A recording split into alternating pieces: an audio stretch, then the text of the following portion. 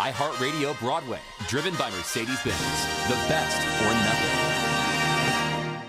Hey guys, it's Sam from Elvis Duran in the Morning Show and iHeartRadio Broadway, and I am here today with Leslie Odom Jr. You might know him as a Broadway Tony Award winner. That's a big one. You might know him as an actor in TV and film. You might know him as a recording artist. You have a book. You really just kind of conquer everything in the world of entertainment, don't you? Yeah, I gotta get like a line of dinnerware. I gotta get. Oh yeah, there's a big market for that. Yeah, I gotta do like baby clothing. You could. Yeah, I gotta. And a father, so there's a lot of time right there. Yeah, it's true. So this is your album right now is Mr. Yes. Currently coming out. I think you have 4 songs out currently. That's right. The rest of it is out tonight at midnight. Is it exciting in a good way, a stressful way? You know, I had the moment this morning where I realized that it was coming out tonight. Because I don't know, for so long it's been about the creation of the thing, and then it's been about, it feels like it's been a whole long time about telling people it's coming out, just making, spreading awareness of the thing, that I almost forgot, like, oh, it's today. You didn't have time. Yeah. It snuck up on you. It's crazy. It was kind of like that. The other experience I had that with was the wedding, like right before I got married, was like 7 years ago. It was the same thing. You get engaged, and then there's all this planning, and and then like my wife and I had that moment. We were like, "Wait, is it next week? Like, are we getting married next week?" Yeah, like what? Yeah. So that's what I feel like about tonight. This snuck up on you. Yeah. And this is your first solo. This is you. This is all you. What was the inspiration for backstage of this album? I started telling people. I'll say this. I achieved all of my wildest dreams a little while ago. So all of this is icing. All of this is gravy. I've had to dream up new dreams for myself because I tell people, and I really mean it. I never intended to be in show business or movies, TV, that kind of stuff. I wanted to be in Rent. You wanted to Rent was the dream. That was it. That's just Rent. Okay. That was the wildest dream I could possibly think of for myself. I'm so sorry to say you way undershot. I do, but I didn't. It's not like I was sort of a practical kid. I didn't know about, I didn't know anybody in TV and movies and stuff. So anyway, when I went into that show at 17, my wildest dream came true. And so, I think maybe in the back of my mind, I thought to myself, oh, well, the next thing after this, wouldn't it be cool to have been a part of this thing from the beginning? Right. Which was sort of the Hamilton ride, A little thing called Hamilton. I kind of got that to see what a phenomenon would be like to build it from the beginning. And so, yeah, after that, I remember during Hamilton, people would ask me, what's your dream role? And I was like, y'all, I'm playing it. Like, I don't have any more dreams. Real life. Yeah. I think I'm done now. Yes, I've had to dream up this stuff. I started telling people I was going to record an album of original music before I'd written one song. Jeez. And here we are.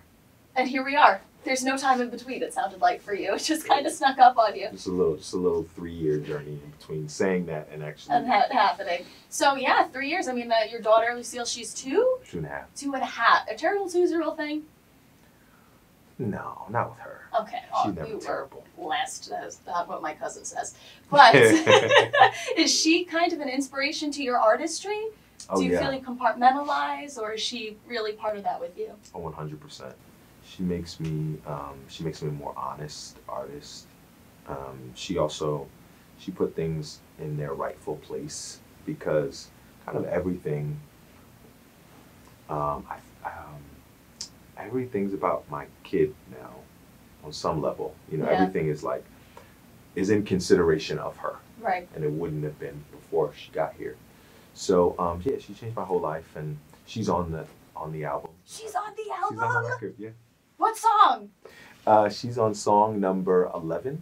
I don't want to give anything away. She's on song number 11, and it is her favorite song by a mile. I was really hoping you were gonna say Standards or something. And I'd be like, I didn't hear her. No, it's a song you haven't heard yet. I haven't heard her yet. Yeah, okay. She's on it, and when we're in the car, it's the song she wants to hear. That's awesome. She likes hearing herself on it. My God, this 2.5-year-old has peaked way before I have. My goodness. So yeah, you have the album coming out right now. You have a tour coming up. You're in a movie coming out called Harriet, Yeah. and it is the Harriet Tubman story. Like, it's the Harriet.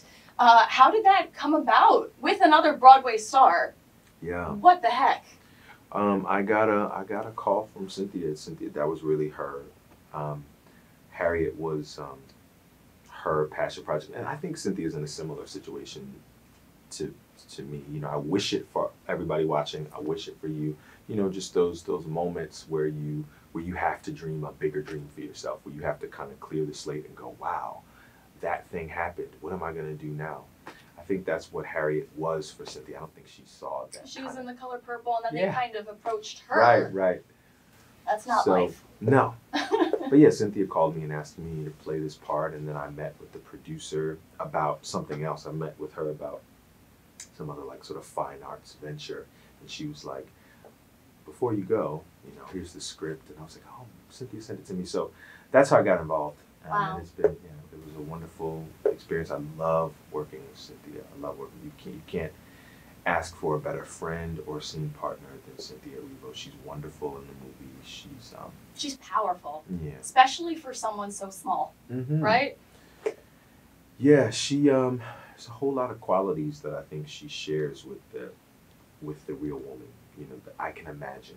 Even the trailer like had me for a while, so Yeah. I can't imagine to see this movie. It's going to be absolutely Yeah. incredible. Do you guys think that it's the last time you'll work together? No. Two Tony Award winners, maybe a performance? No, the universe keeps kind of thrusting us together, which is fine with me. We shot another movie together as well. This John Ridley movie. John Ridley won the Oscar for 12 Years a Slave. He's the screenwriter for 12 years, and Cynthia and I did his latest movie. I have no idea when it's going to come out, but Keep us posted. we will. Let me know. Yeah. Okay, so we have a short period of time, so I'm going to do, this is rapid fire questions. Let's go. Okay. Rapid. Favorite song from the new album, Mister? Oh boy, favorite song. Probably say You're number My one. Everything. You're My Everything? Yeah. That's my boyfriend's of the four that you've released. He Mm. loves that little R&B sound in it. What city on tour are you most looking forward to being in? Philadelphia. Nice. If you had to survive on 3 Broadway cast albums for the rest of your life, what would they be? Dreamgirls, Rent, and surprise, throw you for a loop right now. Light in the Piazza. Light in the Piazza? It is so beautiful I don't and remember lush. last time I listened to Oh, no. Wow. Victoria Clark, Kelly O'Hara, Matt Morrison, and then Adam Ghetto score. Adam Ghetto. I can't even. Beautiful. Yeah. I might have to listen to that later. Thanks for that. Yeah. What is your favorite Broadway fan encounter? My favorite Broadway fan encounter. There was an artist that made me my first piece of fan art. It sort of counts. We were at the Public actually, Okay. but at the end of that run, there was a young woman there who had seen the show twice. Her roommate worked at the Public, and she just offered me this piece of art that she'd made that I cherish. Yeah. It was the first time that the thing about fan art is like when you make something that inspires another artist to make something, like that sort of circle of inspiration. Right. Is a very special, kind of holy little thing. And I have that piece of art hanging in my house. That's wonderful. Art inspiring art. Yeah. That's beautiful. What performers did you look up to growing up? Billy Porter. Billy Porter changed my life. When I got to Carnegie Mellon, somebody sat me down. They said, they said, you know, so of course, you know, you've heard Billy sing Beauty School Dropout from Greece. And I was like, no, I haven't. They were like, you haven't? And if we didn't have camera phones then, when I was in college, What? they didn't exist. I wish there was a video. They like sat me down and like all gathered around and watched me as I listened to Billy sing this thing. The thing about Billy that changed my life was when I went to Carnegie, I kind of went for finishing school. I went to learn how they do it. I was going to learn how they do it so that I could be hired and work, right? Billy, it had never occurred to me that you could sing Grease the way I grew up singing. Does that make sense? It was a breaking mold moment for you. It kind of redid something. Yeah. Yeah. That I could bring all of myself, that we can bring all of who we are to Grease. Right. If we can do it with Grease, we can do it with anything. So he changed my life. That's amazing. Michael McElroy, I went to Carnegie because of Michael McElroy. Who else? Those are probably like my two biggest sort of Broadway. Two standouts. Okay. And final question. What are 3 Broadway roles on your bucket list? There's not a ton, you know. You've done a lot of No. I mean, there's just not a ton. There's not a whole lot of roles in the canon. You know, if you're a person of color, or like, you know, you want to tell new stories. Yeah. If you want to, you know, do things that are relevant to you. There's not a whole lot in the canon. I'll tell you some writers that I'd love to work with. Okay. I'd love to work with, you know, Janine Tesori. I'd love to work with David Yazbek. God, I love him. I would, and I'd love to work with Adam Ghetto. If I don't know if we're gonna ever get a new show from Adam. Let's hope this helps manifest that. Let's do it. Because I'm just believing that he's watching this right now. Yeah. Everything's fine. Okay, so that was not rapid questions, and I'm thrilled about that. Thank you so much for taking the time to come hang out with us.